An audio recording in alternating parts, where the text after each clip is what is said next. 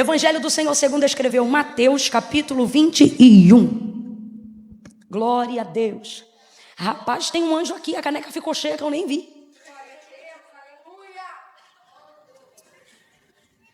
Aleluia. Olha, quando eu beber água, você não fica me secando, não. Eu vou até perguntar antes, porque se não puder, eu não bebo. Pode beber água aqui? Mas então, né? Vai dando glória, o culto é para Deus, né?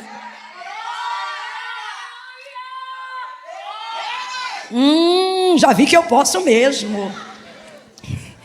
Versículo 18. Mateus 21, versículo 18. Irmãos, acredita que essa não era a palavra que eu, na minha pequenez, né? Aqui, menina, meu sermão estava pronto para outro texto em Lucas, nada a ver, né? Mas esse povo começa com esse negócio de orar. Aí a outra ali ficou, quando eu oro, falei, Jesus, aí por isso que o diabo odeia os crentes. Porque a gente ora. Gente, o diabo não odeia quem conhece a Bíblia, não. O diabo odeia quem ora. Tá? Ninguém conhece a Bíblia melhor do que ele depois de Cristo, né? Mas o povo ora. E enquanto estávamos aqui nesse clamor, o Senhor trouxe ao meu coração esse texto como resposta para essa igreja nessa noite. E a outra palavra era tão bonita, assim, ó. Agora eu sinto que até raiva alguns vão sentir. Virou, mudou.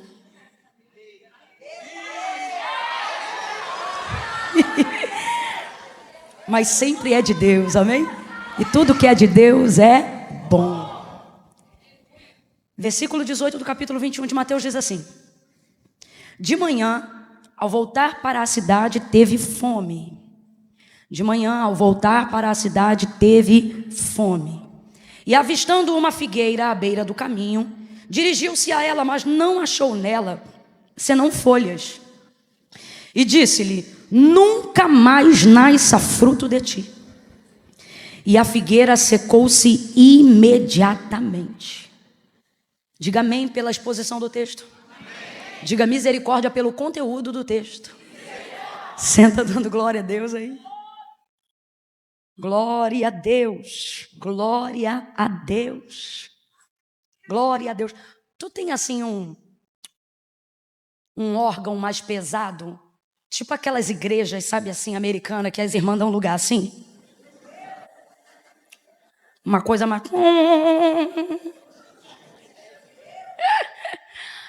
Aí você me dá só 10 minutinhos para eu introduzir o contexto aqui. E depois não vem dar uma de sensato não, tá?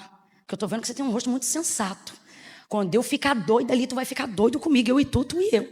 Tamo junto. Glória a Deus. Você também, tá? Segura só 5 minutinhos.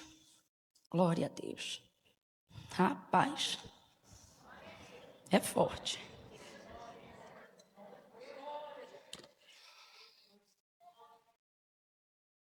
Essa pessoa que o texto apresenta tendo fome é Jesus.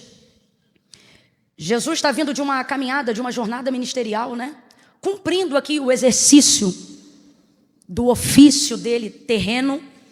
E ele está cansado, e não só cansado, mas ele também está com fome. E isso é tão raro no texto, porque Jesus é muito experimentado no jejum.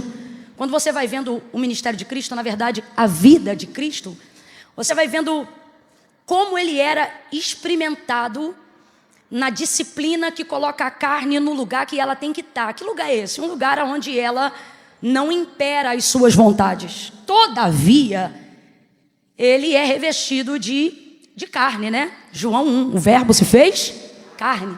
Então, necessidades 100% humanas compõem a pessoa de Jesus, é inevitável.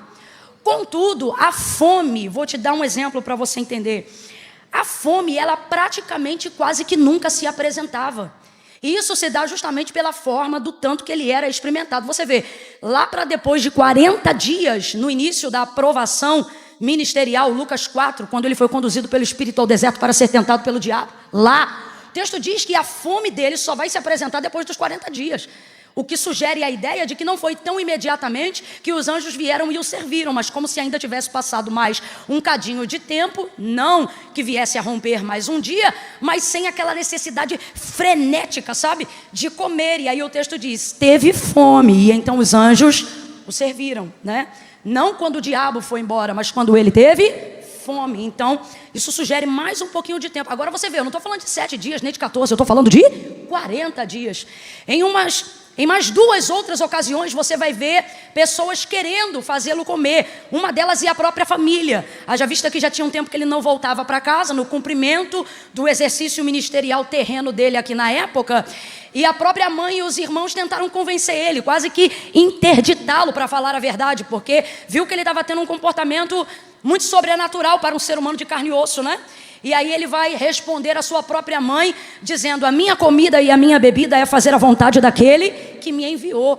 Então veja como Jesus está totalmente focado no cumprimento da vontade do Pai, ao ponto de que raramente você vai ver uma necessidade física gritando nele. Você poderia ver até vontade de comer, mas a fome, algo que grita como necessidade humana, era algo muito, muito raro. Na verdade, não há outro registro no texto sagrado que não seja esse, evidenciando uma fome literalmente ligada à pessoa de Cristo. Não a Pedro, não a João, não a nenhum dos discípulos que o seguiam, nem da multidão que o acompanhava, mas dele. Então, tendo visto o quão importante e o quão salientado no texto isso aqui está, eu gostaria muito que, para que você não esquecesse desse momento, você dissesse assim, ó, fome. Mas para não ficar aleatório, diga assim, Jesus. Diga, Jesus estava com fome. Então eu vou te perguntar, responda aí, Jesus estava com o quê? Jesus estava com o quê? Fome. Isso pulou, saltou. E aí ele vem agora faminto. E agora faminto, ele olha ao longe e ele percebe que uma figueira viçosa está aparente à beira do caminho, e ele vai direto em direção àquela figueira. Ele olha para ela e ele percebe que ela está cheia de folhas. Completa aí para mim, por favor, para eu ter certeza que você está acompanhando. Ele viu que ela estava cheia de folhas. E vendo que ela estava cheia de folhas, ele sabe como é que funciona a botânica da figueira. E alguém aqui já deve ter ouvido isso, mas é bom a gente relembrar. A maioria das árvores frutíferas, elas primeiro apresentam as folhas, depois apresentam as flores, que então apontam para os seus frutos. É um estágio quase que geral. Primeiro folhas, depois flores, depois frutos. Vamos juntos? Primeiro folhas, depois flores, depois frutos.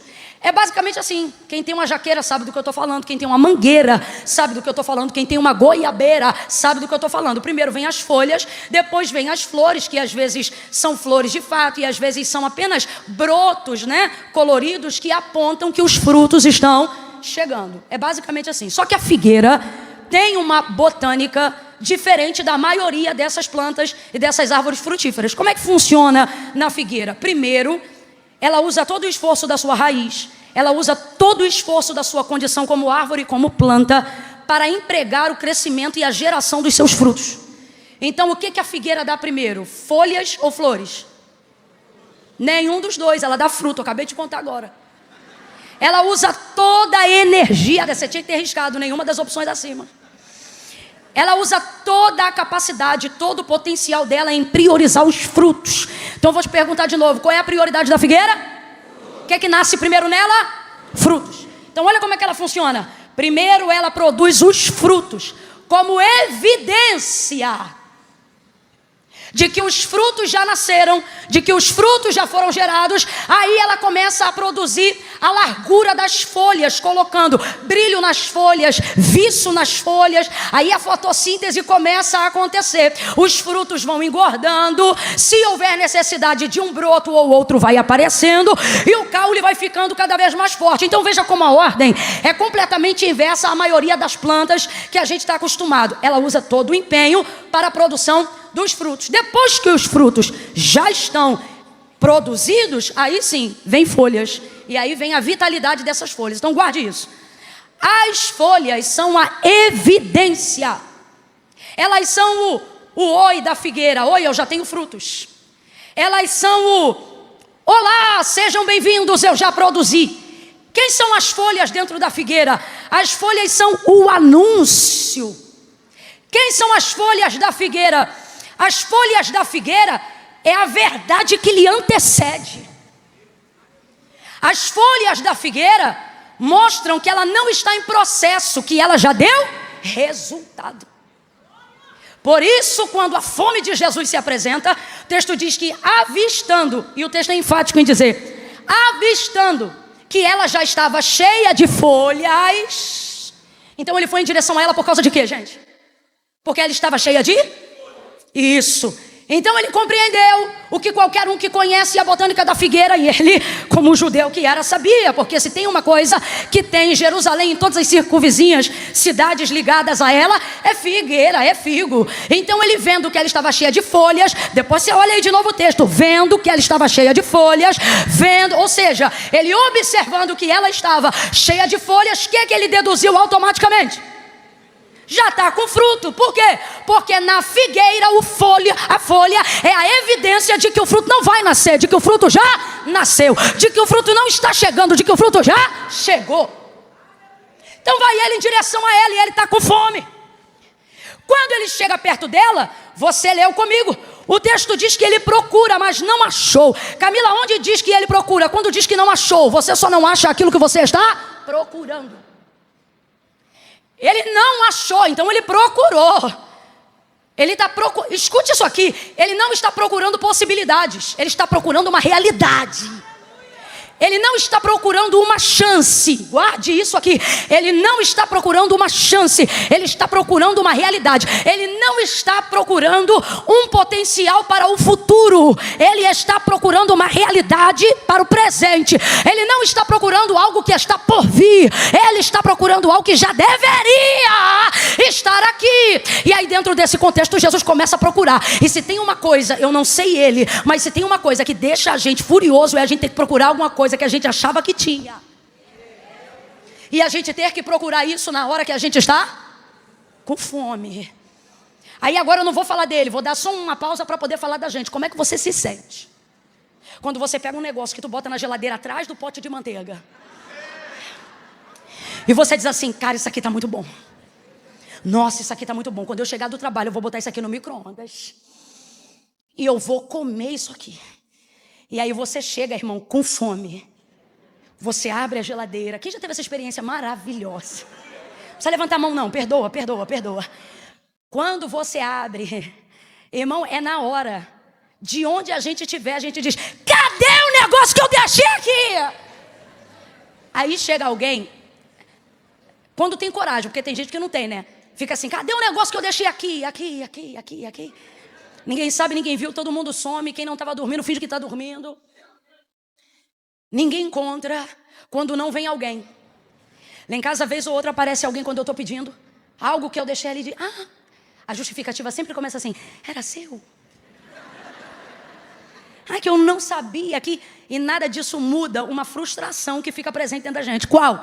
Ter criado toda uma expectativa enquanto estava no ônibus, enquanto estava no carro, quando eu chegar lá eu vou comer, vou botar, vou jogar ketchup, não vou nem esquentar no micro-ondas, vou botar mais um alho, temperar e botar na panela. Eita, meu Deus. Aí qual é o problema? Criar toda uma expectativa. Aí a gente, vamos falar a verdade, a maioria, talvez tenha Enoque aqui andando com Deus, vou pedir para Deus te levar ainda essa noite, que esse mundo não é digno de você, mas a maioria que está aqui faz um estardalhaço por causa de um pedacinho de bolo. Olha como é que Deus acha a gente. Por causa de um pedacinho do negócio. Sim ou não, gente? Vamos falar a verdade, vamos jogar limpo nessa noite.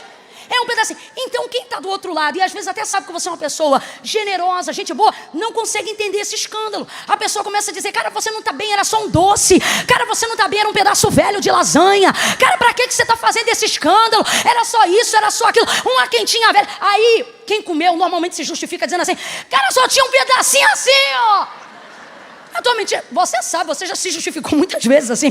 Só tinha um pedacinho, não tinha nada. Era um pedacinho, mas era meu. Era um pedacinho, mas eu criei expectativa. Era um pedacinho, mas eu saí do trabalho pensando quando eu chegar eu vou tomar banho, vou botar o pijama, vou esquentar aquilo e vou comer. Aquilo vai ser o meu momento, não é assim? Aí, meu irmão, falando rasgado, a gente quebra o pau. A ponto da gente realmente depois ficar até mal, dizendo, meu Deus, eu fiz um escândalo. Por causa de um pedaço de bolo, por causa de um pouquinho de estrogonofe de frango. Vai, menciona aí, o que é que você normalmente faz escândalo? É o sapicão? É o quê? É o pedacinho de carne, o restinho do churrasco. A outra está falando ali, meu tabetinho de chocolate. Vamos lá, presta atenção aqui. Geralmente aquilo que foi comido por outra pessoa pode ser feito novamente, sim ou não? Sim. Às vezes quando é industrializado, como o tabletinho de chocolate da irmã ali, no outro dia, irmão, dá para comprar de novo, dá ou não dá? Então aquele escândalo não é por causa do pedacinho da matéria que não foi encontrada. Vamos analisar aqui emocionalmente? Vamos aqui os psicólogos da igreja? Qual é o lance aqui? Não é a comida. Comida a gente faz de novo outro dia. O docinho a gente compra de novo outra hora. Ah, aquele bolo da festa, mas eu gosto gelado. Daqui a pouco aparece outra festa e outro bolo vai ser congelado. A raiva, a fúria, a frustração não se dá por você não ter o que você queria obter. Se dá por você ter gerado toda a expectativa na certeza de algo que você sabia que tinha. E por que você sabia que tinha? Porque você deixou lá. E aí agora sim, eu volto para o Senhor Jesus e saio da sua geladeira. Essa figueira, ao não saciar a fome de Jesus e a não suprir a expectativa que ela colocou nele quando lhe chamou com suas folhas,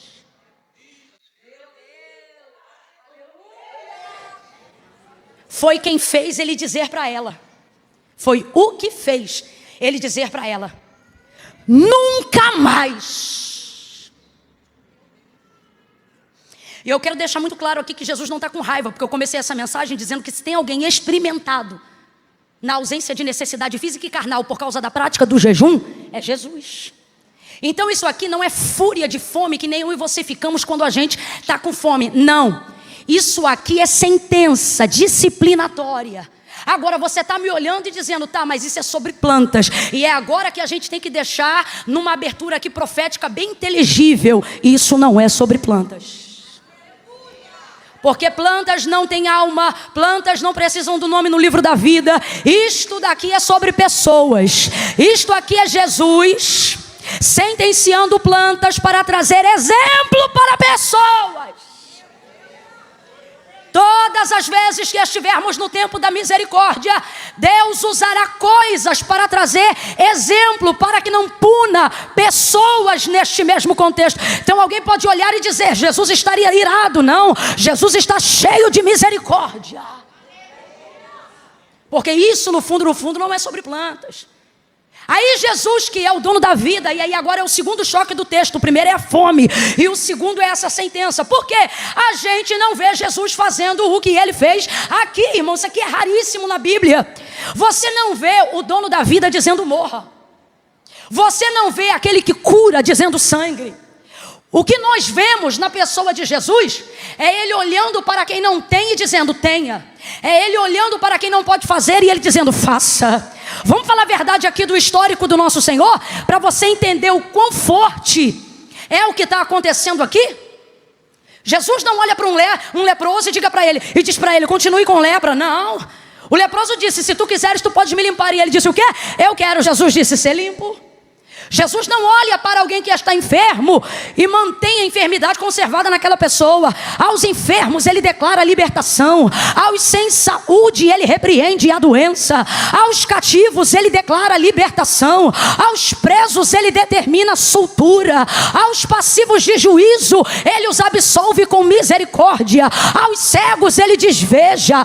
Aos mudos ele dizia fale. Aos surdos ele dizia ouça. Aos imundos ele dizia sejam limpos, e aos pecadores ele dizia sejam perdoados. É assim que a gente vê Jesus trabalhando. Jesus dizia aos mortos ressuscite, Lázaro vem para fora.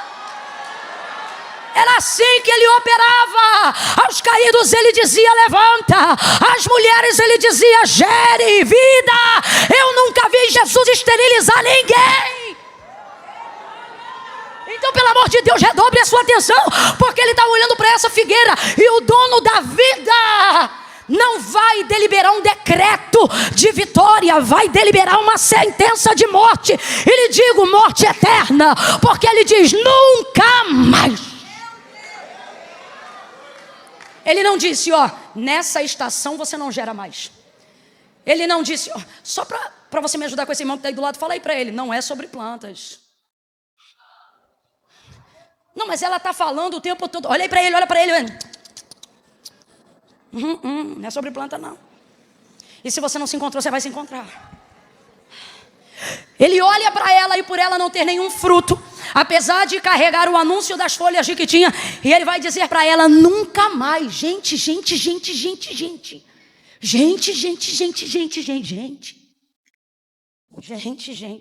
Eu declaro agora em nome de Jesus um batismo de temor nos nossos corações.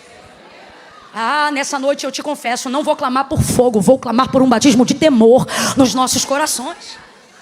Ao olhar para aquela figueira, ele vai dizer, nunca mais nasça fruto de ti. E o texto diz que os discípulos vão ficar escandalizados. Por quê? O texto diz, e a figueira secou-se imediatamente. Aí talvez você eu olho para esse texto agora e fico apavorada pensando assim, Senhor, me dá tempo para eu gerar fruto. Não me consome, não me destrua, não me sentencie. Tem misericórdia, só que eu preciso deixar isso aqui claro. Lembra do escândalo que você fez por causa do pedacinho de chocolate? Do bocadinho de salpicão? Do pedacinho da picanha, do churrasco, do almoço do dia anterior? Lembra? Lembra que a gente conversou aqui que no fundo não foi a carne? No fundo não foi o tablete? Não. A crise se deu por causa da expectativa que foi gerada, sim ou não? Sim ou não? Então vamos falar rasgado aqui que você vai entender agora. Se essa figueira está seca, feia, sem nenhuma folha, ela teria sido sentenciada a uma esterilidade? Não, porque o dono da vida estaria passando por ela. E talvez se a fome dele fosse tão grande quanto parece que é, do mesmo jeito que ele disse, nunca mais nasça fruto de ti, poderia ele também fazer um fruto nascer nela na hora, se ele dissesse, estou com fome, produz um fruto imediatamente. Poderia ou não poderia? Vamos, igreja, converse comigo, sim ou não? Sim ou não? Mas ele não fez isso. Camila, ele não fez isso porque ela não tinha frutos? Não. Porque se você olhar dessa maneira, você vai olhar de uma forma muito superficial. Você vai começar a determinar qual é a estação que cada um tem que gerar fruto pela aparência. Mas a verdade é que cada planta gera fruto no seu tempo e de acordo com a sua estação. Salmos de número 1. Bem-aventurado o varão que não anda segundo o conselho dos ímpios, nem se detém no caminho dos pecadores, não se assenta na roda dos escarnecedores, antes tem o seu prazer na lei do Senhor, e na sua lei medita de dia e de noite. Aí vem a comparação para esse homem bem-aventurado, para essa mulher bem-aventurada. Pois será como a árvore plantada junto a ribeiros de águas, a qual dá o seu fruto na estação própria, certa, e tudo quanto fizer, prosperará.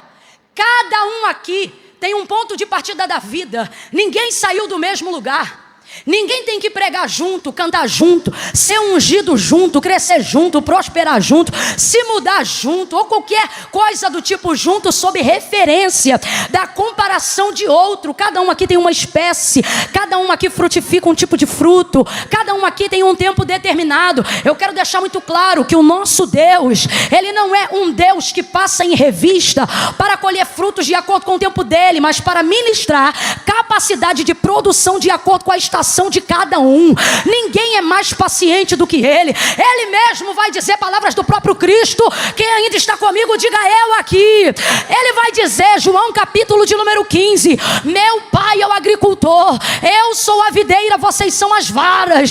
Então entenda, se tem alguém que sabe de fruto é ele. Ele está dizendo, eu sou a videira, meu pai é o agricultor. Irmão, se tem alguém que entende de colheita, de fruto, de semear, de colher, é Deus, o Criador, o arquiteto do universo. Em Gênesis capítulo de número 1, vai começar a criação, falando de luz, de sol, produzindo tudo que é necessário para que sementes, uma vez lançadas, possam produzir cada uma conforme a sua espécie. O Deus do princípio respeita princípio, porque os princípios pelos quais Ele quer que nós vivamos são os mesmos princípios pelos quais, não precisando, porque Ele é soberano, mas Ele também opera para nos dar exemplo. Ele semeia a semente e Ele diz, produza cada um conforme a sua espécie.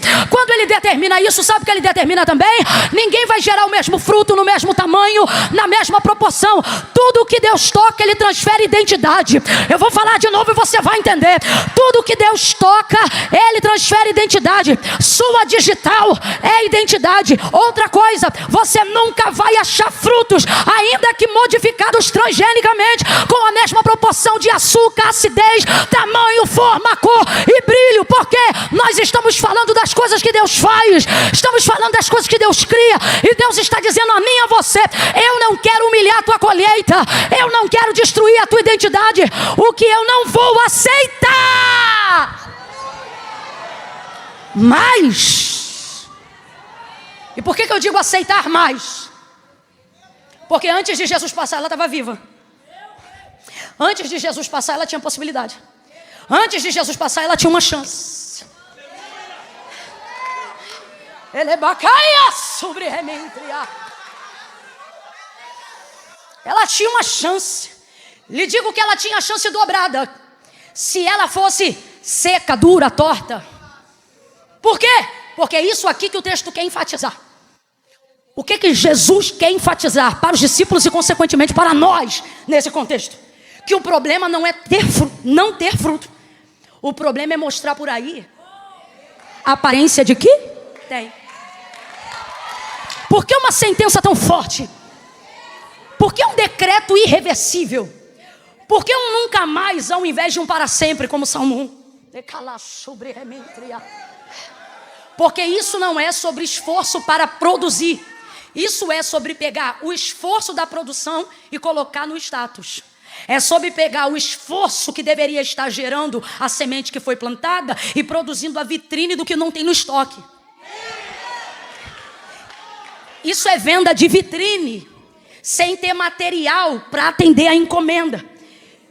Então Jesus não a está punindo pelas belas folhas. Jesus está punindo pela propaganda enganosa.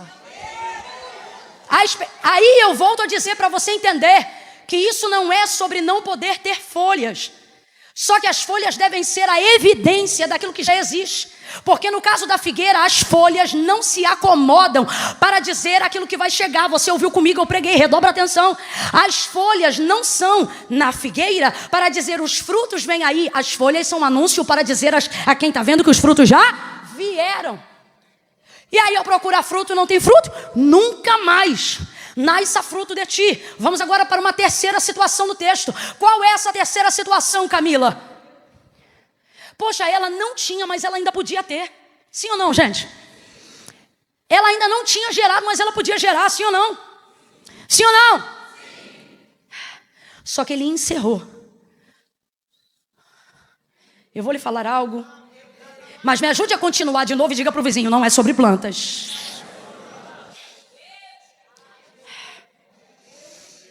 Irmãos, depois desse dia, vamos aqui nos colocar no lugar dessa figueira só por um minuto. Essa terra ainda vai viver os melhores dias de chuva. Mas não importa o quão boa seja a água que vai descer no solo em que um dia essa figueira foi plantada, ela não gera nunca mais. Essa figueira ainda vai presenciar algumas primaveras, enquanto ela vai se tornando um galho oco e ressequido por dentro. Pode ser a melhor primavera, pode ser a melhor terra, ela pode ter o melhor agricultor, mas ela já foi sentenciada. Imagine você ver chuvas que aumentam a sua possibilidade, ou a possibilidade de qualquer um, mas não podem mais aumentar a sua. Ah, gente. Imagine você ver e viver o favorecimento de estações que beneficiam qualquer um, do justo ao ímpio. Mas a figueira sentenciada não está mais suscetível a nenhuma circunstância favorável e nem desfavorável, porque o que ela tem não é ausência de água, o que ela tem não é ausência de terra, o que ela tem é uma sentença que impede ela de ser abençoada no lugar da bênção. Ela tem uma sentença que impede ela de prosperar no meio da riqueza. Ela tem uma sentença que impede ela de, ainda que um dia tenha sido, ou seja, uma semente, poder gerar qualquer outra coisa. Ela tem um processo de futuro completamente interrompido. É isso que eu quero que você entenda. Aqui ele não esgotou só a árvore. Aqui ele não sentenciou só uma estação. Aqui ele sentenciou uma geração inteira de figueiras que seriam produzidas através dessa figueira. Aqui ele acabou com toda a chance e qualquer possibilidade. E eu disse para você, eu vim com Lucas no meu coração, não era o que eu queria pregar não, mas Camila, então por que você está pregando? Porque parece palavra de sentença, mas não é, é de misericórdia. O que o Senhor está dizendo para nós nesta noite é: a figueira não teve chance, mas você e eu ainda temos uma chance, desde que tenhamos coragem, humildade, para fazer aquilo que ela nunca fez. O quê? Não é produzir frutos, é parar de andar por aí acenando com folhas que não evidenciam uma verdade.